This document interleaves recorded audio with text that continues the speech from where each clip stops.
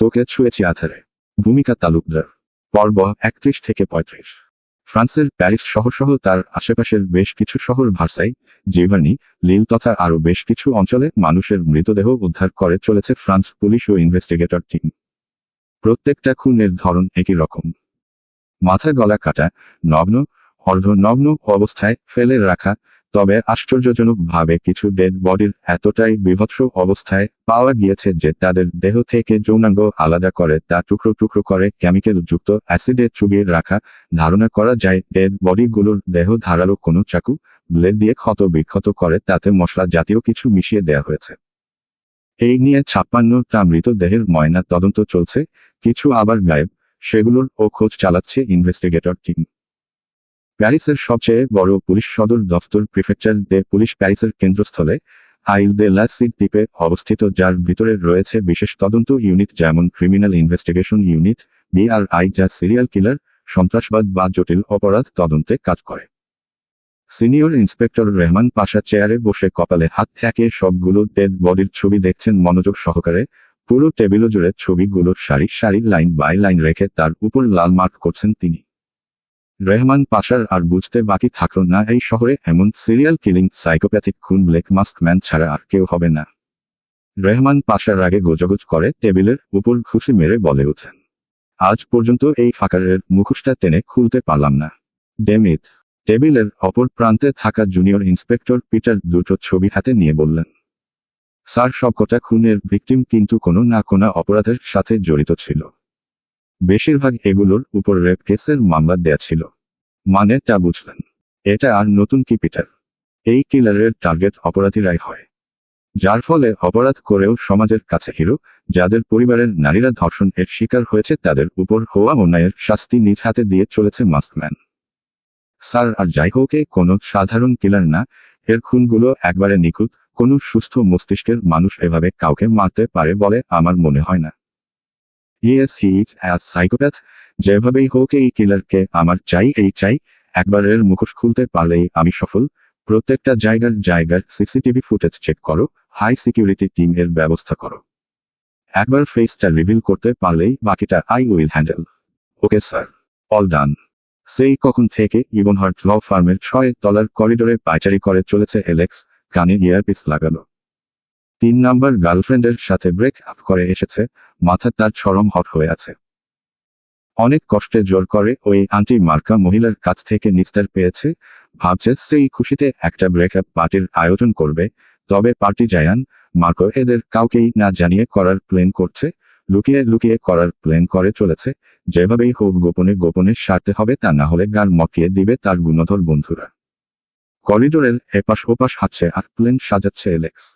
তখনই পেছনে থেকে মার্কো এসে কাঁধে হাত রেখে গম্ভীর গলায় বলে ওঠে, কাজ ফাঁকি দিয়ে এসে কার সাথে ফিসফিস করছিস?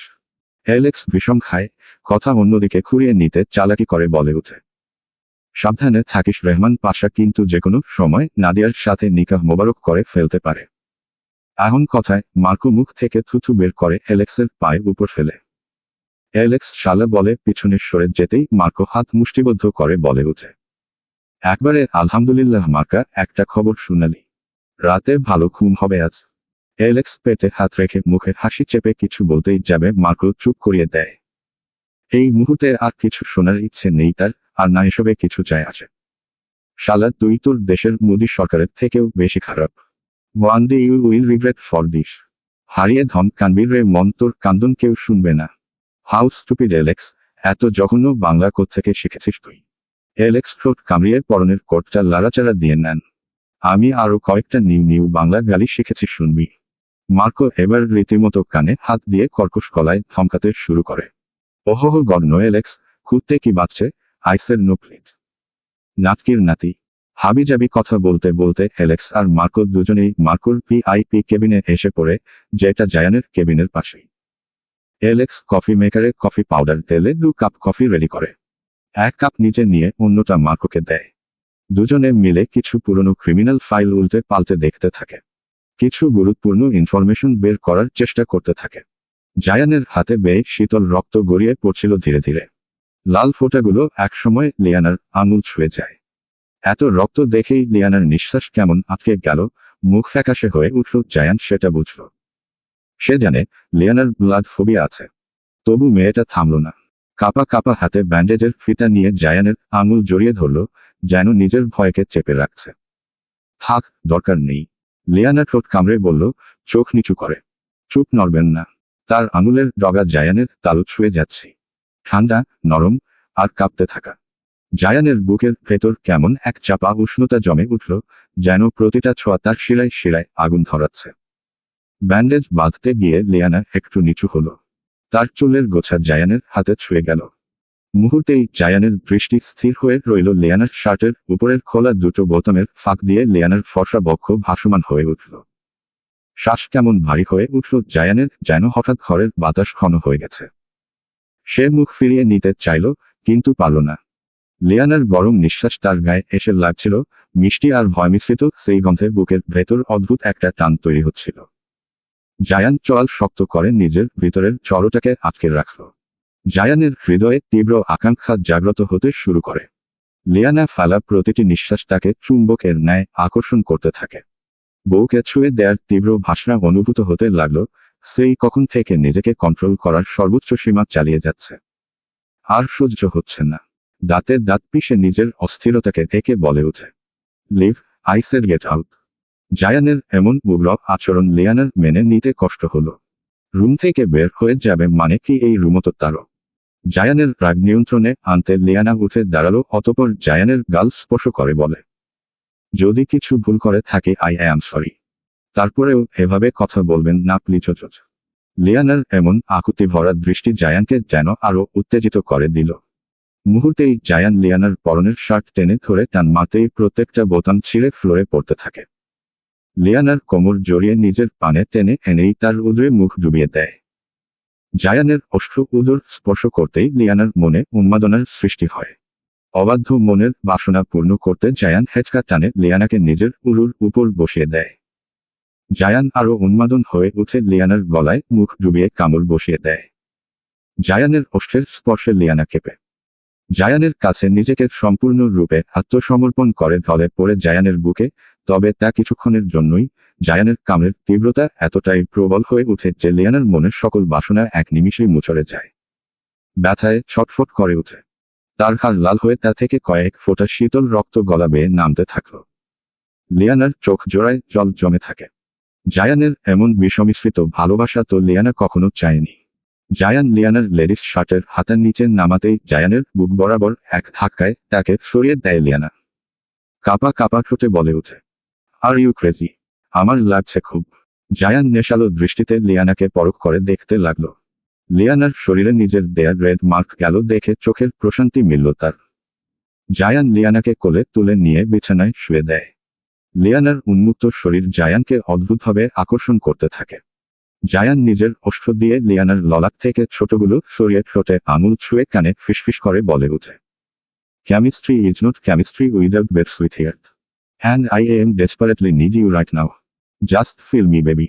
জায়ান উন্মাদনের মতো লিয়ানার বক্ষে নিজের ঠোঁটের স্পর্শ মেশাতে থাকে। কামড় বসাতে উদ্ধৃত হতেই পাগলপ্রায় লিয়ানা নিজের হুঁশ ফিরিয়ে এনে কিছুটা ঝাঁঝ মেশালো কণ্ঠে বলে, আপনার এমন ভালোবাসা আমি চাইনি। এটা কোনো ভালোবাসা বলে আমার মনে হয় না। আপনি তো এমন না। এরকম আচরণের মানে কি? লিয়ানার কথা শেষ না হতেই জায়ান এর চোখ জোড়া রক্তিম বর্ণ ধারণ করে গম্ভীর কণ্ঠে বলে ওঠে, আমি জায়ান এমনি। আমার স্পর্শ আদর এমনই। আগেও বলেছিলাম লুতুপুতু ছোঁয়াছুঁই আই ডোন্ট লাইক। সহ্য করে নে, আমি শিখিয়ে দিব। লিয়ানা যন্ত্রণায় বেড থেকে সরে উঠে যেতে নিলে জায়ান তার হাত ধরে জোর করে বেডে শুয়ে দেয়। জায়ানের চোয়ালের পেশি শক্ত হয়ে ওঠে। কথার অবাধ্য হওয়া আমার একদমই অপছন্দ। I hate this. আর গলা নামিয়ে কথা বলবি, ভুলে যাস না আমি কে হই তোর। লিয়ানার দু হাত বালিশের সাথে চেপে ধরে দেহের শিরায় শিরায় তীব্র আকাঙ্ক্ষা ক্ষুধা নিবারণে জায়ান লিয়ানার ঠোঁটে গভীর চুমু এঁকে দেয়। লিয়ানার অধর চেপে ধরে চুম্বন এর গভীরতা বাড়াতে থাকে। লিয়ানার নিঃশ্বাস আটকে আসছে। জায়ানের হাতের থেকে নিজের হাত জোড়া ছাড়িয়ে নেবার চেষ্টা চালিয়ে যেতে থাকে। নিজের ওষ্ঠে জায়ানের কামড়ের তীব্রতা বাড়তে লিয়ানার গলা দিয়ে গোমানির শব্দ বেরিয়ে আসে। লিয়ানার ঠোঁট ফুলে রক্ত জমে ওঠে। বেশ কিছুক্ষণ লিয়ানার ঠোঁট আঁকড়ে ধরে রাখার পর জায়ানের ওষ্ঠ লিয়ানার গলা বেয়ে নিচে নামতে শুরু করে। লিয়ানা জোরে জোরে শ্বাস ফেলতে ফেলতে এবার চিৎকারে করে ওঠে। আমার অসহ্য লাগছে আপনাকে, বুঝতে পারছেন? জায়ানের রাগের পরিমাণ এবার ঘূর্ণিঝড়ের ন্যায় প্রবল আকার ধারণ করে। হাত মুষ্টিবদ্ধ করে লিয়ানার গালে একটা তীব্র চড় বসিয়ে দেয়। কি বললি তুই? এই বান্দি কি বললি? আরেকটা চড় বসাতে হাত উঠাতে গিয়েও না পেরে নিজের চুল খামচিয়ে ধরে নিজেকে শান্ত করার চেষ্টা চালিয়ে যেতে থাকে। জায়ানের এমন নতুন ভয়ানক রূপ দেখে লিয়ানা ফুপিয়ে ফুপিয়ে কাঁদতে শুরু করে। জায়ান লিয়ানার চোখের জল মুছে বলে, baby don't cry, I am sorry, listen to me. জায়ানের কথা শেষ হওয়ার আগেই লিয়ানা বিছানা ছেড়ে উঠে হনহনিয়ে রুম থেকে বের হয়ে যেতে শুরু করে। লিয়ানা রুম থেকে বের হয়ে যেতেই জায়ানের কণ্ঠে বিষাদের ছায়া নেমে আসে।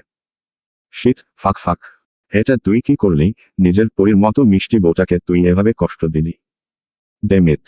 নিজের রাগ ক্ষোভ নিয়ন্ত্রণ করতে রুমের দেয়ালে ইচ্ছে মতো ঘুষি মারতে থাকে। ঘুষির তীব্রতা এতটাই বেড়ে যায় যে হাত থেতলে গিয়ে রক্ত ঝরতে শুরু করে।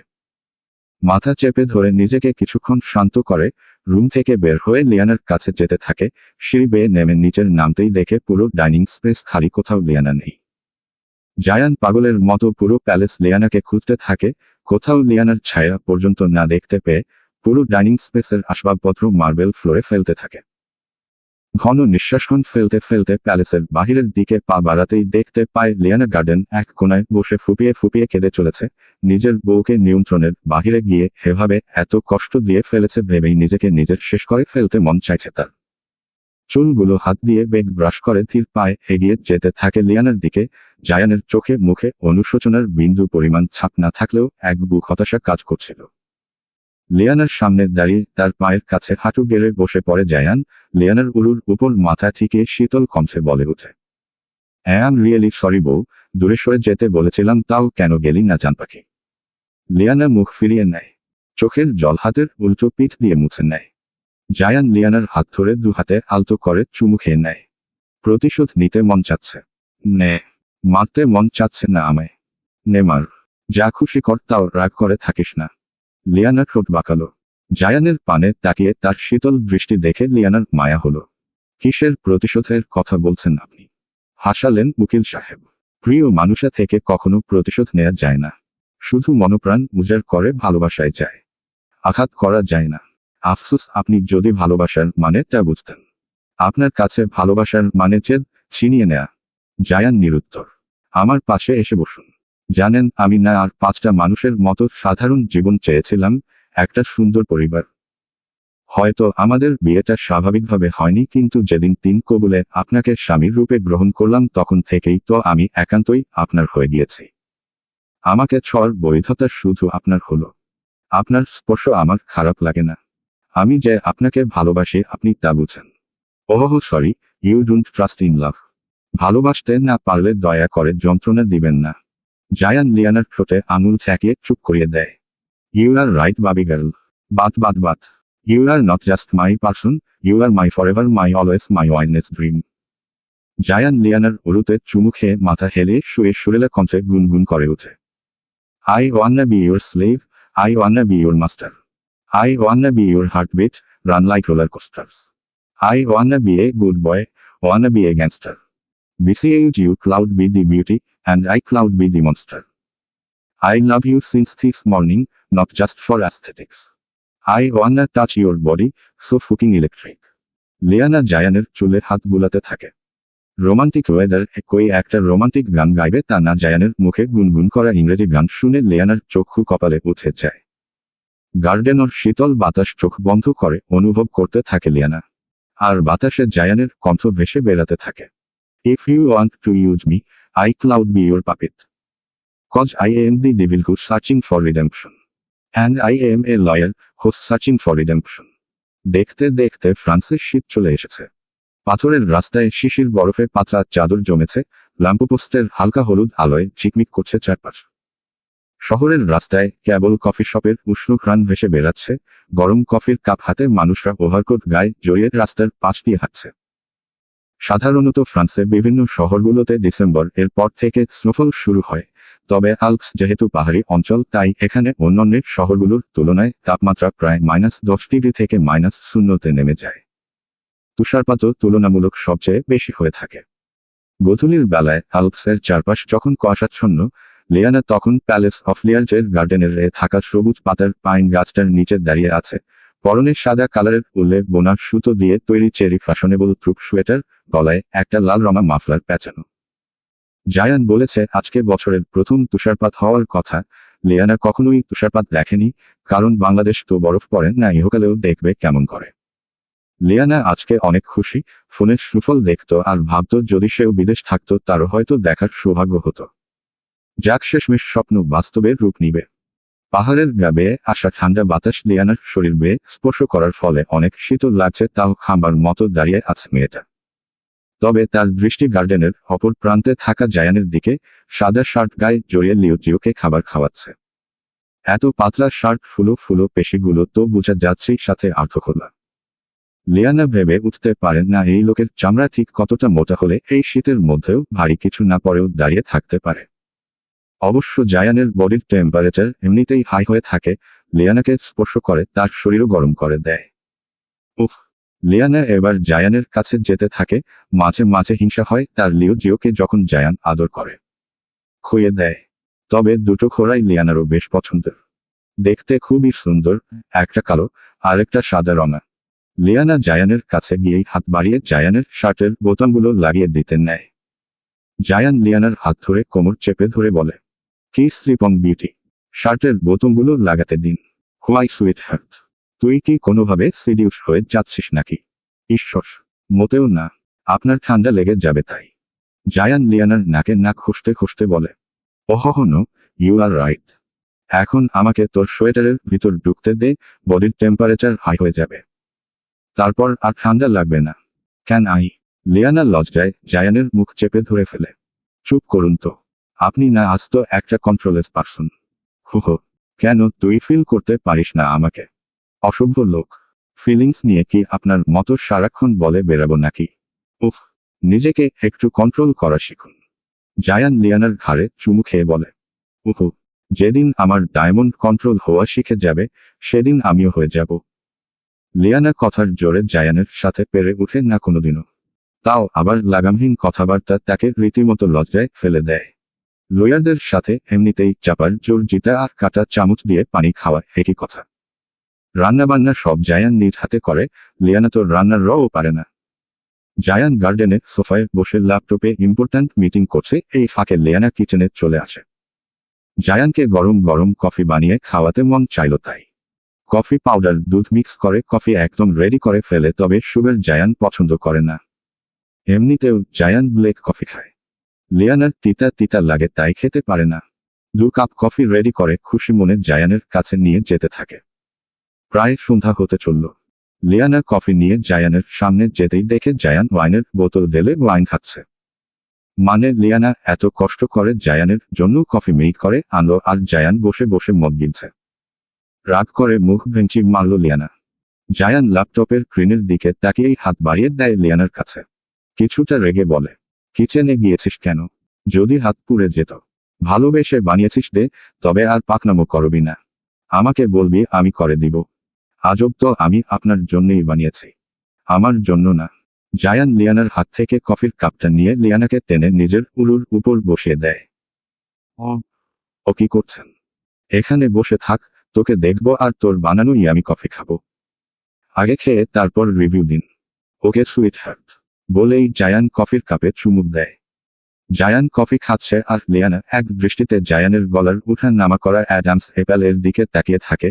কিছু একটা ভেবে লিয়ানা জায়ানের ল্যাপটপের পাশে রাখা ওয়াইনের গ্লাস হাতে নিয়ে এক টুকে পুরোটা গিলে নেয়। লিয়ানার আহন কাণ্ডে জায়ান বেশ রেগে গেল। চোখের মনি জোড়া লাল বর্ণ ধারণ করে, রাগে গোজগোজ করতে করতে লিয়ানার গলা চেপে ধরে। তোর কত বড় সাহস! এই মাতারি তুই আমার থেকে অনুমতি নিয়েছিস?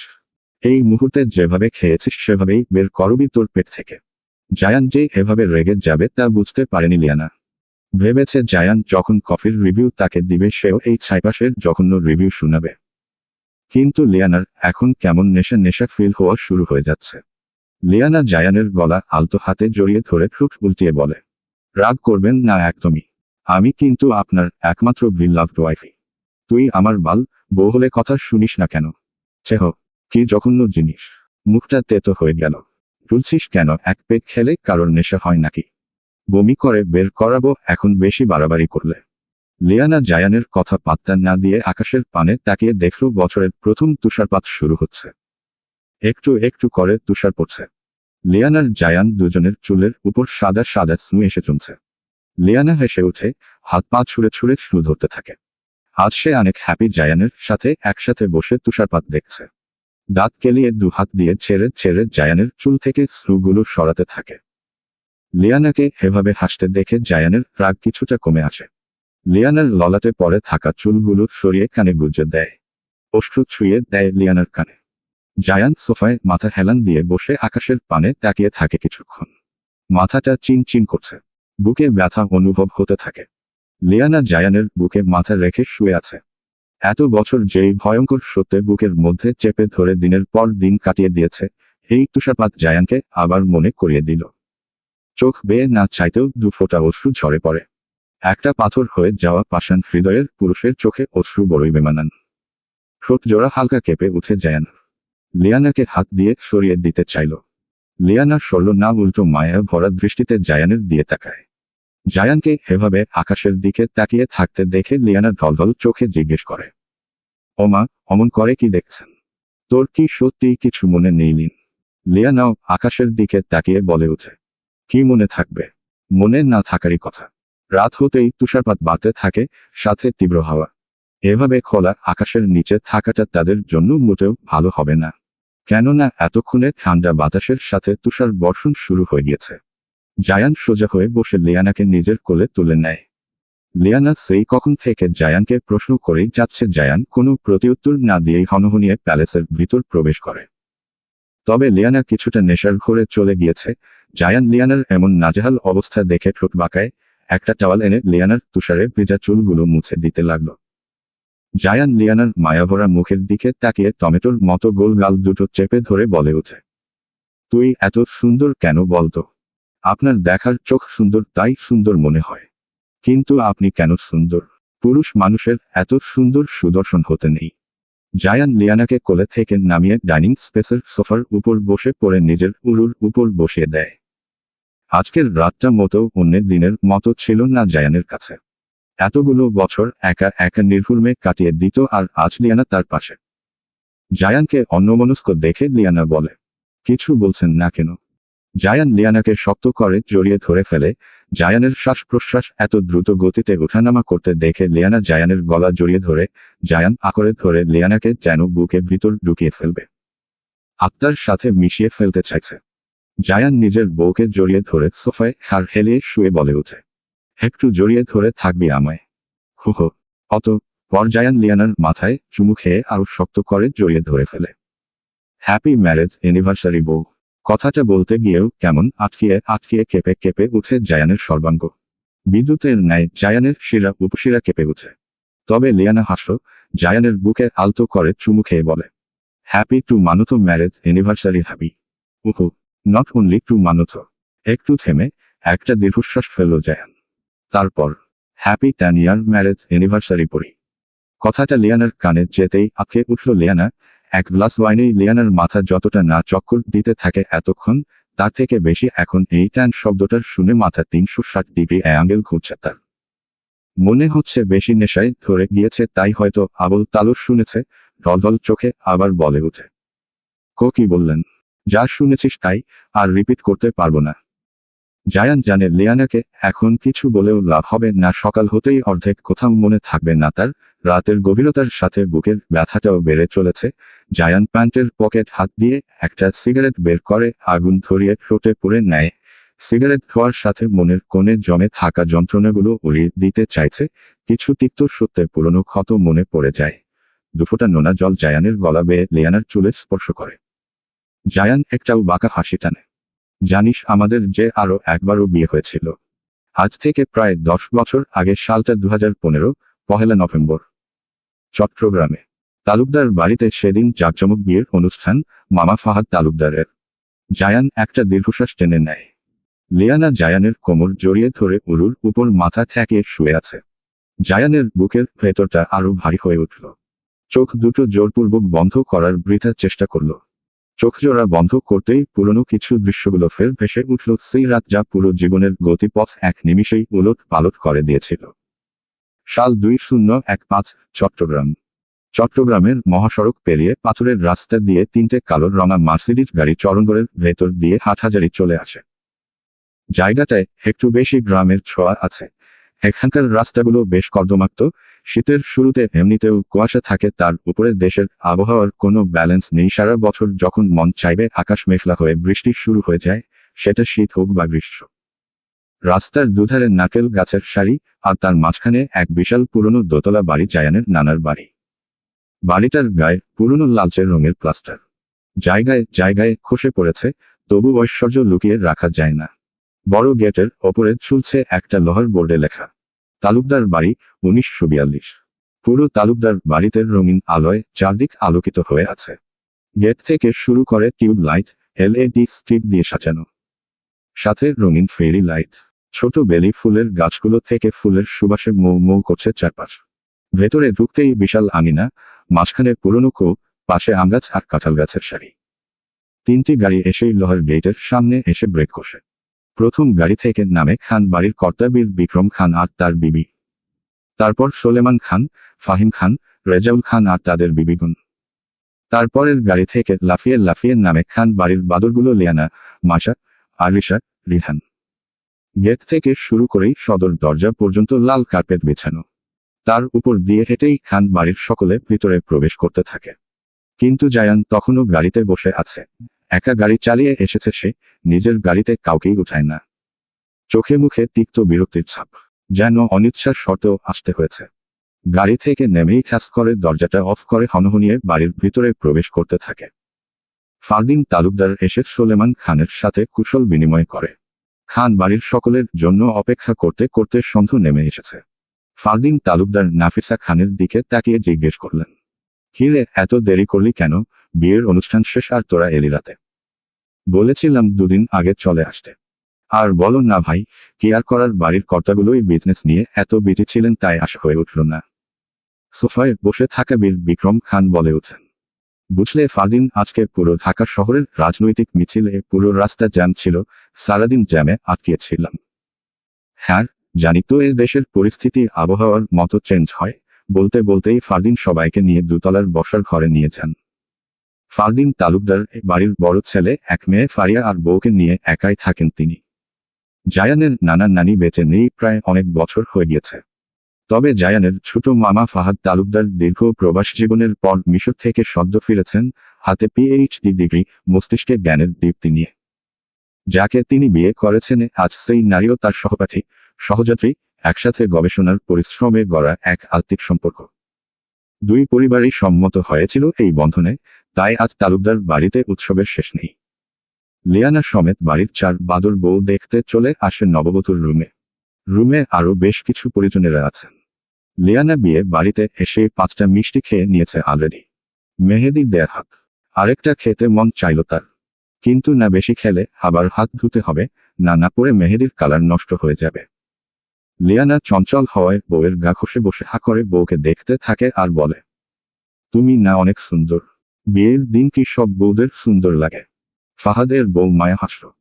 এই পিচ্ছি মেয়ের কথা শুনে তিনি এতক্ষণ লিয়ানকেই দেখছিলেন, একদম গুলোমুলো মিষ্টি মেয়ে, বয়স কম হলেও বেশ পাকা।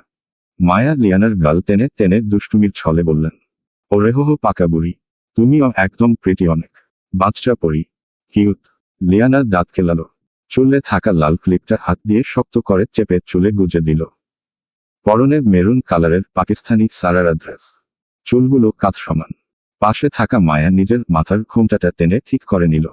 বুড়ির দেখি হাসলে গালে টলো পরে, হাউ সুইট। লিয়ানা আবার দাঁত কেলালো। কেউ তাকে ভালো সুন্দর বললে এত ভালো লাগে, কেননা বাড়ির কেউ তো এসব বলে না, তারা তো তাকে বাদর উপাধিতে ভূষিত করে রেখেছে, তাই কেউ প্রশংসা করলে মনে প্রজাপতি উড়ে বেড়াতে থাকে। তখনই মাইশা লিয়ানার হাত ধরে টানে নিয়ে যেতে থাকে, চলো লিওপু, আমরা লুকোচুরি খেলি, মজা হবে, এভাবে বসে থাকতে আর ভালো লাগছে না, রাত হয়ে গিয়েছে, ভয় করে আমার। তোরা যা, চলো তো, আমরা সবাই মিলে খেলবো। বেশ্য, মাশা আরিশা, রিহান সহ আরও কিছু বাচ্চা ছেলেমেয়েরা মিলে নিচে গার্ডেন চলে আসে, হাসাহাসি লাফালাফি করে পুরো বাড়ি মাথায় করে রেখেছে, এখন আবার লুকোচুরি খেলা শুরু করেছে। যে যার যার মতো জায়গা খুঁজে খুঁজে লুকোতে থাকে। লিয়ানাও এদিক ওদিক তাকিয়ে লুকোনোর জায়গা খোঁজায় ব্যস্ত। কই লুকানো যায়, কই লুকোলে তাকে কেউ খুঁজে পাবে না। বাড়ির পশ্চিম পাশের পুরনো বারান্দায় দাঁড়িয়ে আছে জায়ান, এক হাতে সিগারেট, অন্য হাতে মোবাইল। সিগারেট খাওয়ার অভ্যাসটা স্কুল লাইফ থেকে শুরু হলেও তেমন বেশি খায় না, যখন প্রচণ্ড মাথা ধরে থাকে, খুব বেশি টেনশনে ফিল হয় তখনই খায়, আজও তাই হলো। ফোনে বারবার কল ভেসে উঠছে, band coordination, audition team, management, প্রতিবারই সে কলটা তাকিয়ে দেখে, কিন্তু রিসিভ করে না। সাথে বন্ধুদের কল তো আছেই, দুদিন পরের প্রোগ্রাম এভাবে আজ সিদ্ধান্ত পরিবর্তন করার ফলে এক প্রকার মাইন্ডার চিপায় ফেসে গেল। ঠোঁটের কোণে ক্লান্তির আর হতাশার ছাপ। পায়ের রক্ত মাথায় উঠার উপক্রম, চোখের নিচে গাঢ় ছায়া, কয়েক রাতের অঘুম যেন মুখে লেগে আছে। ঢাকার ইউনিভার্সিটিতে তার ব্যান্ড দলের ফাইনাল অডিশন প্রস্তুতি, সেই এক সুযোগ যার ওপর নির্ভর করছে তার পুরোটাই। কিন্তু আজ মায়ের কথায়, দাদা জোর করার ফলে মামার বিয়ের অনুষ্ঠানে হাজিরা দিতে হয়েছে তাকে, তবে প্রোগ্রামের খবরটা দিনে পেলে কখনোই আসতো না। এখন সকালে ভার্সিটিতে থাকাটা খুবই দরকার, কল ও উঠায় না জায়ান, উঠিয়ে কি বা বলবে যে প্রোগ্রাম ফেলে বিয়ে খেতে এসেছে। মাথায় চেপে রাখা ক্ষোভে বুকটা জ্বলে উঠছে বারবার। গলায় চকচক করছে একটা সিলভার কালারের চেইন। চুলগুলো ঘামে ভিজে কপালে ছড়িয়ে আছে। সাদা শার্টের হাতাটা গুটাতে গুটাতে রুমের দিকে পা বাড়ায়, তখনই রাস্তা আটকিয়ে দাঁড়ায় ফারিয়া। জায়ানের মামাতো বোন, পরনে কালো রঙের সোনালি পাড়ের শাড়ি, দুধে আলতা গায়ের রং, বয়সে জায়ানের 1 বছরের ছোট। জায়ান ফারিয়াকে দেখেও না দেখার ভান করে চলে যেতে নিলে ফারিয়া শাড়ির আঁচল ধরে আটকিয়ে দেয়। কই যাও, কথা আছে। দেখ আমার মুড জঘন্য পরিমাণের খারাপ। রেগে 2-4 কথা বলে ফেলবো। গালি না খেতে চাইলে সামনের থেকে সর। কি হয়েছে তোমার আবার? তুমি কি কোনো কারণে আপসেট? জায়ান ভ্রু কুচকিয়ে তাকালো। মুহূর্তেই কথার ধরন পাল্টিয়ে মৃদুস্বরে বলে ওঠে, না তেমন কিছু না। নিচের অনুষ্ঠানে যা, সবাই তো সেখানেই। তুমিও চলো একসাথে যাব। তোমাকেই তো নিতে এলাম। কখন থেকে খুঁজে চলেছি তোমায়। জায়ান মনে মনে ভাবল এই মেয়ে এমনিতেও পিছু ছাড়বে না। শরীরে যত হাই ভোল্টেজের রাগ আছে তা আপাতত পায়ে পিষে ফেলে ভাবল এই মেয়ে তার কাজে আসবে। চুলগুলো হাত দিয়ে বেক ব্রাশ করতে করতে এক কথায় জোরপূর্বক মৃদু হেসে জবাব দিল, আচ্ছা ফারিয়া, তোকে যদি একটা কাজ করে দিতে বলি পারবি? জায়ানের এত সুন্দর নরম সুরে কথা শুনে ফারিয়া বেশ খুশি হলো। সে তো এইটাই চায়, জায়ান তার সাথে এভাবেই হেসে কথা বলুক। এমনিতেও এক্সাম দিয়ে ঢাকা চলে যাবে। জায়ানের ইউনিভার্সিটিতে ভর্তি হবে। কত স্বপ্ন তার। নিজের ফুফাতো ভাই জায়ান খানের উপর এক কথায় ফিদা সে সেই ছোটবেলা থেকে। জায়ান তো গম্ভীর একঘেয়ে মানুষ, কারোর সাথে মিশেন না তেমন। তার সাথেও কথা বলে না। ফারিয়াই জোর করে যেচে পড়ে কথা বলতে আসে। 2 আনার পাত্তা না দেয়া ছেলে আজ তার কাছ থেকে কোনো আবদার হেল্প চাইল, সে কি করে না করবে? কি হেল্প বলো? তুমি যা বলবে তা করে দিব। তেমন কিছুই না, শুধু বসার ঘরে সবাইকে গিয়ে বলবি আমার প্রচণ্ড মাথা ব্যথা, যেতে পারবো না। তুই এসে দেখেছিস যে আমি ঘুমোচ্ছি। কিন্তু কেন? জায়ান চোখ শুরু করে বলল, I hate too much question, যা বলেছি তা গিয়ে কর। নাও লিভ। ফারিয়া আর কিছু বলার সাহস পেল না। আপাতত জায়ান যা বলেছে তা গিয়ে করে আসুক। তারপর না হয় আবার আসবে। জায়ানকে পটানোর এই একটাই রাস্তা তার হাতে। হাতছাড়া হতে দেয়া যাবে না। এই সামান্য মিথ্যা বলাই যায় জায়ানের জন্য। ফারিয়া শাড়ির আঁচল আঙুল দিয়ে ঘুরাতে ঘুরাইতে রুম ত্যাগ করে। ফারিয়া যেতেই জায়ান পুরো রুম পায়চারি করতে থাকে, একটা উপায় বের করতেই হবে, আজ রাতের মধ্যেই ঢাকা যেতে হবে। দাদার উপর এত রাগ হচ্ছে, ক্যারিয়ার তার, জীবনও তার, সিদ্ধান্ত নেয়ার অধিকারও কেবল তার। সকালে তাকে না পেয়ে যতই ঝামেলা শুরু হোক এতে জায়ানে কিছুই যায় আসবে না। এইসব তো আর নতুন কিছু না। এখন নিচের করিডোর দিয়েও যাওয়া যাবে না। এত মানুষ, মানুষের ভিতরে যেতেই তার দম আটকে আসে। আবার তাকে বাহিরে যেতে দেখলে বাড়ির লোকজন 14টা প্রশ্ন করে বসবে। এইসব বালের কৈফিয়ত দেয়া জায়ানের খুবই জঘন্য লাগে। হাতের মোবাইলটা নিচে ছুঁড়ে দিয়ে সে একটুখানি বসে পড়ে বিছানার প্রান্তে, মাথাটা হাতের উপর। অতিরিক্ত টেনশনে প্যানিক হয়ে যাচ্ছে, পকেট থেকে 2টো সাদা বড়ি বের করে খেয়ে নেয়। হঠাৎ করেই দরজাটা হালকা শব্দে খোলে। জায়ান চমকে সেদিকেই তাকায়। ভেতরে ঢুকছে না ফাহাদ, মুখে দুষ্টু হাসি, হাতে 2 বোতল বিদেশি ব্র্যান্ডের মদ, পিছনে তার 2 বন্ধু জামিল আর তামিম। দরজা বন্ধ করে ফাহাদ চাবিটা ঘুরিয়ে লক দিয়ে ফেলে দরজায়। উফ, এই রুমে একদম শান্তি আছে বলে সে হাত ছাড়ে, তারপর বোতলটা হাতে নেড়ে হাসে। ভেতরে গিয়ে খাওয়া সম্ভব না, সবাই খেয়াল করবে। তাই ভাবলাম তোর রুমটাই পারফেক্ট। তুই যেই রুমে থাকবি সেইটা খালি থাকবে। আমি ডেম সিউর ছিলাম, বুঝলি, তোর মামির থেকে লুকিয়ে খেতে আসলাম। ম্যাডাম জানলে আবার মুখ ফুলিয়ে বসে থাকবে। জায়ান বিরক্ত চোখে তাকায়। মামার আগমনের ফলে না জানি তার আরও কত সময় লেট হয়ে না যায়। মনে মনে মামাকে ইচ্ছে মতো গাল মন্দ করে বলে ওঠে, মামু, তোমার আজকে ফার্স্ট নাইট, মামির কাছে থাকার দরকার। আরে তোর মামির কাছে অনেক মানুষ, আমায় ঢুকতে দেয় না। আরেকটু রাত হোক, সব বিদায় হলে তো যাবি। আগে মাইন্ড ফ্রেশ করেনি। জামিল সঙ্গে সঙ্গে গ্লাস বের করে। তামিম টেবিলের ওপর একটা সাদা ট্রে রাখে। কাচের গ্লাসে মদের ঝিকিমিকি আলো লেগে পড়ে। বাইরে বাজছে সাউন্ড বক্স থেকে ভেসে আসা গানের শব্দ। মানি ব্যাড নাম হুয়েই ডার্লিং তেরেলি। ফাহাদ প্রথমে নিজে টেলে খায়, তারপর গ্লাসটা জায়ানের সামনে ধরে, তুই আমার থেকেও বেশি খাওয়া শিখে গেছিস আইনো। জায়ান কিছু বলে না, খায় ঠিকই, বাট আজ খেতে পারবে না। মামাকে কিভাবে বুঝাবে? ফাহাদের সাথে জায়ানের মামা ভাগিনার থেকে বন্ধুত্বপূর্ণ সম্পর্কই বেশি। ছোট থেকে জায়ানকে সব কিছুতে তার এই মামাই একমাত্র মানুষ যে ফুল সাপোর্ট দিয়ে এসেছে। একদমই ফ্রি মাইন্ডের ফাহাদ। জায়ানের এমনিতেই নেশা করার বদ অভ্যাস আছে, তার উপরে তার এই দুষ্টু মামার কথায় না পেরে হাত বাড়িয়ে গ্লাসটা নেয়। এক টুকে পুরোটা গিলে ফেলে। পরপর 4 গ্লাস খেয়ে মনকে সান্ত্বনা দেয়। আর খাস না জায়ান, পুরো রাস্তা কার ড্রাইভিং করে যেতে হবে, পারবি না। বেশি নেশায় ধরে ফেলবে। রিল্যাক্স। ফাহাদ আর তার 2 বন্ধু মিলে মদের সাথে তাস খেলায় ব্যস্ত হয়ে পড়ে। নেশায় এক একজনের অবস্থা বেহাল। জায়ানের শরীর কিছুটা ঢুলতে থাকলেও নিজেকে সামলে নিয়ে উঠে দাঁড়ায়। এসির নিচেও পুরো শরীর ঘেমে শার্ট শরীরের সাথে লেপ্টে আছে। উপরের 2টো বোতাম খুলতে খুলতে খোলা বেকুনিতে এসে দাঁড়ায়। বেলকনির নিচে বাড়ির পিছনের গার্ডেন। কোনো মানুষ নেই। মুখেও হালকা ঘাম জমেছে, গলার শিরাগুলো টানটান। ফোনটা পকেট থেকে কাঁপছে। একের পর এক কল আসছে। ঢাকা ইউনি মিউজিক ডিপিটি, ঈশান, রাফি স্টুডিও। প্রতিটা কল মিসড হয়ে যাচ্ছে। স্ক্রিনের আলো নিভে আসছে। ব্যাটারি লো, 10%। জায়ান বেলকনি থেকে জাম্প দেওয়ার কথা ভাবল। এখান থেকে জাম্প দেয়া তার জন্য কঠিন কিছু না। ভার্সিটিতে মারামারি করে কতই কার্জন হলের 2 তালা হলো থেকে লাফিয়ে নেমেছে। তবে এখন নেশার বসে আছে। তাও কাঁধটা সামান্য নিচু করে পায়ের পেশি শক্ত করল। একটা নিঃশ্বাস নিয়ে 3, 2, 1 উপর থেকে জাম্প মারে। পায়ের গোড়ালি মাটিতে ছোঁয়া মাত্রই হাঁটু একটু ভাঁজ করে আঘাত সামলে নিলেও টুলে পড়ে গিয়ে হাতে আঘাত লাগতেই শার্টের হাতার অংশ সামান্য ছিঁড়ে যায়। কনুই থেকে 2 ফোঁটা রক্ত মাটিতে গড়িয়ে পড়ে। জায়ান সেদিকে মন না দিয়ে পিছনের গেট পেরিয়ে নিজের গাড়িতে উঠে বসে পড়ে। চোখজোড়া হালকা ঝাপসা হয়ে আসছে, যার ফলে গাড়িতে থাকা ওয়াটার পট থেকে চোখে মুখে পানি ছিটিয়ে নেয়। গাড়ি স্টার্ট দিল। সরু রাস্তা দিয়ে এগুতেই বাতাসের গতি বেড়ে চলেছে। পাতাগুলো উল্টো দিকে দুলতে থাকে। দূর থেকে বিদ্যুতের রেখা ছিঁড়ে যাচ্ছে আকাশের বুক। তারপর এক বিকট গর্জন। মনে হচ্ছে তুমুল বৃষ্টি হতে পারে। জায়ান গাড়ির স্পিড বাড়িয়ে দেয়। গাড়ি হাটহাজারি পেরিয়ে চরণগড়ের রাস্তায় নামে। জয়ানের চোখ ভার হয়ে আসছে। গাড়ির গ্লাসটা নামিয়ে দেয়। বৃষ্টির ঠান্ডা হাওয়া গায়ে লাগালো। কিন্তু হঠাৎ গাড়ির ব্যাক সিট থেকে এক মৃদু কাশির শব্দ ভেসে আসে। জায়ানের বুকের ভেতরটা কেঁপে ওঠে। তার গাড়ি ব্যাক সিট থেকে কার কাশির শব্দ কানে এলো।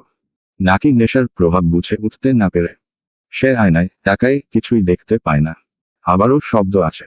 জায়ান হঠাৎ ব্রেক কষে ফেলে। গাড়ি ছিটকে গিয়ে রাস্তার পাশের বাঁশের বেড়ায় ধাক্কা খায়। একটা বিকট আওয়াজে গাড়ি হেলে পড়ে রাস্তার ধারে। জায়ানের মাথা গাড়ির স্টিয়ারিং এর সাথে ধাক্কা লাগতেই কপাল ফেটে তাজা রক্ত ছিটকে পড়ে। ব্যাক সিট থেকে কেউ জোরে কেঁদে ওঠে। ব্লিডিং বন্ধ করতে জায়ান কপালে হাত রাখে। গাড়ির লাইট অন করতেই দেখে ব্যাক সিটে আর কেউ না, বরং লিয়ানা। ভয়ে কেঁদে উঠলেও জায়ানকে দেখে মুখ চেপে কান্না থামানোর চেষ্টা চালিয়ে যাচ্ছে বাচ্চা মেয়েটা। নিজের অজান্তেই শেষে কিনা জায়ানের গাড়িতে উঠে লুকিয়ে পড়েছিল, তাও আবার ঘুমিয়ে পড়েছে। কি সর্বনাশ কাণ্ড, হায় খোদা। লিয়ানা, তুই তো গেলি। বাঘের খাঁচায় কেন মুখ দিতে গেলি? জায়ানের কাছ থেকে হাজারটা ঝাড়ি শুনতে হবে ভেবেই কানে আঙুল গুজে দেয়। কিচ্ছুটি শুনবে না। ভয়ে কলিজার পানি শুকিয়ে কাঠ হয়ে গেছে। জায়ানের হাতে আবার মার খাবে এই ভেবে ফুপিয়ে ফুপিয়ে কাঁদতে থাকে। জায়ান নিজের কাছ থেকে 100 হাত দূরে থাকতে বলে লিয়ানাকে, কিন্তু লিয়ানা শুধু 100 না 110 হাত দূরে থাকে ভয়ে। কেমন বিপদের মুখে পড়ে গেল মেয়েটা। বাহিরের আবহাওয়া ক্রমশ খারাপ হচ্ছে। বিদ্যুৎ চমকানোর আওয়াজ কানে লাগতেই কেঁপে উঠছে মেয়েটা। লিয়ানাকে নিজের গাড়িতে দেখতেই জায়ানের পায়ের রক্ত মাথা উঠে যেতে থাকে। এই মেয়ের কত বড় সাহস ভাবা যায়। বেয়াদব মেয়ে তুই, হাউ ডিসগাস্টিং। জায়ানের চোখের ভেতরটা এক মুহূর্তেই লাল আগুনে ভরে উঠল। যেন চোখ নয়, দুটি রক্তজ্বালা অগ্নিকুণ্ড। শিরাগুলো কপাল থেকে ঘাড় পর্যন্ত ফেটে ওঠা নীলচে দাগের মতো টানটান। হাতের মুঠি শক্ত করে চেপে ধরেছে। আঙুলের গাঁট সাদা হয়ে উঠছে রক্তচাপের চাপে। চোয়ালের পেশিগুলো কাঁপছে। মন চাচ্ছে এই মেয়েকে এখানেই জ্যান্ত পুঁতে ফেলতে। জায়ান ঠিক মানুষ নাকি ঝড়ের আগের বজ্র মেঘ বুঝা গেল না। লিয়ানা ভয়ে গাড়িতে পিছাতে শুরু করে। নাক টেনে বলে ওঠে, ভাইয়া তোমার গাড়িটা না 3 নাম্বারে ছিল। আমি ভেবেছি এটা আমাদের গাড়িটা। আমি তো লুকোচুরি খেলছিলাম, তাই গাড়িতে এসে লুকিয়েছিলাম। কখন যে ঘুমিয়ে পড়ি জানি না। কি বললি তুমি? না আপনি। একে তো লিয়ানা বুঝতে পারছেন না জায়ান তাকে কোথায় নিয়ে এলো। তার উপরে জায়ানের রাগ আর রাতের অন্ধকারটা এই বাচ্চা মেয়েটার ভয় হাত পা ঠান্ডা হয়ে আসছে। জায়ান এদিকে রাগে গোজগোজ করতে করতে গাড়ির দরজা খুলে ঝড়ের মধ্যে বের হয়। গাড়িতে একটা ছাতা ছিল, ওটা বের করলো। ব্যাক সিটের দরজা খুলেই লিয়ানার দিকে এগিয়ে গিয়ে চুল টেনে ধরে গালে ঠাস ঠাস করে 4টা চট বসিয়ে দেয়। কান্নারত মেয়েটার উপর অমানবিক আচরণের মাত্রা তীব্র বাড়িয়ে টেনে টেনে এই ঝুম বৃষ্টির মধ্যে গাড়ি থেকে বের করে দেয়। লিয়ানা আকুতি ভরা দৃষ্টিতে জায়ানের দিকে তাকিয়ে কাঁদতে থাকে। কিছু বললে আরো মারবে এই ভয়ে কিচ্ছুটি বলল না। জায়ানের চোখের বিষকাটা বলে কথা, আকুতি মিনতি করেও লাভ হলো না। জায়ান লিয়ানাকে গাড়ি থেকে বের করে। নিজে গাড়িতে উঠে বসে পড়ে। গাড়ির ডোর লক করে দেয়। Fucking stupid girl, it's your punishment. গাড়ি চলছে না, স্টার্টও হচ্ছে না। ধাক্কা লাগার ফলে এমন হয়েছে। রাগে কতক্ষণ ইচ্ছে মতো গাড়ির স্টিয়ারিং এ হাত দিয়ে খুশি মারতে থাকলো। হাত থেতলো গিয়েছে। ওদিকে লিয়ানা আধ ঘন্টা ধরে বৃষ্টির পানিতে পড়ে আছে। অনেকবার দরজা ধাক্কিয়ে জায়ানকে ডেকেছে, জায়ান ভাইয়া ভুল হয়ে গিয়েছে, দরজাটা খুলো। সরি, আর হবে না। না পেরে মাটিতে বসে ফুপিয়ে ফুপিয়ে কাঁদতে থাকে। লিয়ানার কান্নার শব্দটা জায়ানের আরো বিশ্রী লাগছে। একেবারেই অসহ্যকর। গাড়ির ভিতর থেকে একটা হুইস্কির বোতল বের করে মুখে পুরে নেয়। রাগ কন্ট্রোল করার সর্বোচ্চ মাধ্যম। তা না হলে এই মেয়েকে এখানেই কবর দিয়ে দিবে। এই মেয়ের বোকামোর ফলে গাড়িটাও খারাপ হয়ে আছে। বেশ কিছুক্ষণ হওয়ার পর জায়ানের কানে আর লিয়ানার কান্নার শব্দ ভেসে আসে না। অনিচ্ছা সত্ত্বেও কেন যেন বুকটা ভারী হয়ে উঠতেই গাড়ির গ্লাসের ফাঁক দিয়ে নেশালো চোখে তাকাতেই দেখল মেয়েটার নিথর দেহ মাটিতে পড়ে আছে। টানা ঘণ্টাখানিক বৃষ্টিতে ভিজার ফলে জ্ঞান হারিয়েছে। জায়ান গাড়িতে একটা জোর লাথি মেরে নিজের চুল টেনে ধরে রাখে। এইসব ফাকিং মায়া দরদ তার মধ্যে নেই, তাও আবার এই বেয়াদব মেয়ের জন্যে তো আরো আগেই না। কেন যেন গাড়ির দরজাটা খুলেই ছুটে গেল লিয়ানার কাছে। কোনো রেসপন্স নেই। কিছু বুঝে উঠতে না পেরে লিয়ানাকে কোলে তুলে সামনের দিকে হাঁটা দেয়। একটু যেতেই একটা কুঁড়ের ঘর দেখতে পায়। ভিতরে লাইট জ্বলছে। জায়ান এগিয়ে গিয়ে দেখে ঘরের দরজা ফাঁকা। ডাকলো ভিতর থেকে কারোর সারা শব্দ না পেয়ে। উপায়ন্তর না পেয়ে ঘরের ভিতরে প্রবেশ করে। কেউ নেই, পুরো ফাঁকা। হাতের ছাতাটা এক পাশে রেখে ঘরের মাঝে একটা ছোট চৌকির মধ্যে লিয়ানাকে শুয়ে দেয়। মেয়েটার পুরো শরীর ঠান্ডায় জমে উষ্ণতা জ্বর চলে এসেছে। এমনিতেই জায়ানের শরীর নেশাগ্রস্ত, তার উপরের রাগে শরীরের রক্ত গরম হয়ে টগবগিয়ে ফুটছে। আবার লিয়ানার জন্য কেমন মায়া মায়া ফিলিংস কাজ করছিল। না মায়া ফানা। এই বেয়াদব মেয়ের পর কিছু হয়ে গেলে জবাবদিহিতা তাকেই করতে হবে। জায়ান লিয়ানার কাছে এগিয়ে যায়। লিয়ানার গাল চেপে ধরে বলে, you are such a disgusting girl. I really hate you, understand. ঠান্ডায় কাঁপতে থাকা লিয়ানা তেমন হুঁশ না থাকায় কিছু শুনল না, বুঝল না। লিয়ানার শরীরে উষ্ণতার প্রয়োজন। ভেজা কাপড় খুলে গরম কিছু পরানো দরকার। লিয়ানাকে উঠানোর চেষ্টা করল জায়ান। কিছুটা রেসপন্স করলেও চোখ মেলে তাকাতে পারছিল না সে। জায়ান দাঁতে দাঁত পিষে নিজের শার্টের বোতাম খুলতে থাকে। চোখ বন্ধ করে ফিসফিস করে, I hate you, I hate you, I hate you. Shirt খুলে লিয়ানার কাছে গিয়ে পরনের জামা খুলে নিজের শার্ট দিয়ে গা জড়িয়ে দেয়। কি অদ্ভুত, সেই মেয়েকে নিজের কাছ থেকে 100 হাত দূরে রেখেছে এত বছর। শেষে কি না ভাবতেও শরীরটা কেঁপে উঠছে জায়ানের। এদিকে জায়ানের অবস্থা ক্রমশ খারাপের দিকে যেতে থাকে। নেশাভরা দৃষ্টিতে লিয়ানাকে কিছুক্ষণ পরখ করেন নেয়। শরীরের ভার সামলাতে না পেরে লিয়ানার পাশে চৌকিতে ঢলে পড়ে যায়। শরীরটা হেলে পড়তেই জায়ানের চোখে চারপাশ খোলা হয়ে আসে। রাতের প্রথম প্রহরে ঘরের দরজা খোলার শব্দ ভেসে আসে। দরজা খোলেই একজন মধ্যবয়স্ক লোক। রাতের প্রথম প্রহরে ঘরের দরজা খোলার শব্দ ভেসে আসে। দরজা খোলেই একজন মধ্যবয়স্ক লোক ভিতরে প্রবেশ করেন। পুরো ঘর অন্ধকারে, তার উপরে বাহিরে তুমুল বৃষ্টিপাত। লোকটার পরনে সাদা পাঞ্জাবি বৃষ্টির জলে ভিজে গায়ে লেপ্টে আছে। চোখের সোনালি ফ্রেমের চশমাটা পানিতে ঘোলাটে হওয়ার ফলে কোনো কিছুই স্পষ্ট দেখতে পেলেন না। চশমাটা খুলে পাঞ্জাবি দিয়ে মুছে আবার চোখে পড়ে নিতেই বাহিরে তীব্র বেগে বিদ্যুৎ চমকানোর আলো গৃহে প্রবেশ করে। আর লোকটার সামনে যা দেখতে পান তার জন্য মোটেও প্রস্তুতি ছিলেন না। কি সর্বনাশা কাণ্ড! চরণগড় গ্রামের বড় মসজিদের মোল্লার ঘরে অল্প বয়সী নরনারী, তাও কিনা তার বিছানা। তিনি আঁতকে উঠে এক পা পিছিয়ে গেলেন। মাথার সাদা টুপিটা খুলেই গলা চড়ালেন। হায় খোদা, আমারও গ্রামে কোন অমঙ্গল ঢাইলা দিলি তুই! কি সর্বনাশা কান্দি! শেষকালে আয়া অমন সিনারি কেন দেখাইলি? গ্রামের মান ইজ্জত সব গোললা। তওবা তওবা! কথা শেষ করতেই মোল্লা হাফিজুর হক ঘরের মেঝেতে লুটিয়ে পড়লেন। তিনি নিতান্তই ধর্মের ব্যাপারে কঠোর। জায়ানের উদম পীর ভাসমান আর সাথে ছৌকির অপর প্রান্তে লিয়ানা, তাদের মাঝে কিছুটা দূরত্ব বজায় থাকলেও মোল্লার চোখে উদম জায়ানকে দেখে আর তার পরনের শার্ট লিয়ানার গায়ে দেখে তিনি ধরেই নিলেন তার ঘর এরা দুজন অপবিত্র করে ফেলেছে। তিনি ধরেই নিলেন এরা দুজন নির্ঘাত বাড়ি থেকে পালিয়েই তার ঘরে এসে রাত কাটিয়েছে। যেহেতু চরণগড় এই গ্রামের ছোঁয়া বেশি, সাথে কুসংস্কার আচ্ছন্ন, বাল্যবিবাহের প্রথাও পুরোপুরি মুছে যায়নি, তাই তার চোখে লিয়ানার বয়সটা নিতান্তই সংখ্যা মনে হলো। তাদের দুজনে মাঝের 10 ঘরের সংখ্যার পার্থক্যটা কোনো কাজে লাগলো না। নিষ্পাপ বাচ্চা মেয়েটার গায়ে লেগে গেল কলঙ্কের দাগ। মোল্লার চোখে মুখে ভয়, বিস্ময় আর ক্রোধের মিশ্রণ ফুটে উঠল। জায়ানের উপর ক্রোধ জমলেও কেন যেন তার লিয়ানার উপর মায়া কাজ করল। তিনি ভাবলেন জায়ান কোনো ধনীঘরের বেয়াদব, নষ্ট, অবাধ্য ছেলে হবে যারা কিনা কলম খাতার শিক্ষিত হলেও টাকার অহংকারে নারীর লালসা পড়ে মেয়েদের ফাঁসায়। কোনো কিছু না করেও আজ দুশ্চরিত্র উপাধি পেতে হলো জায়ানকে।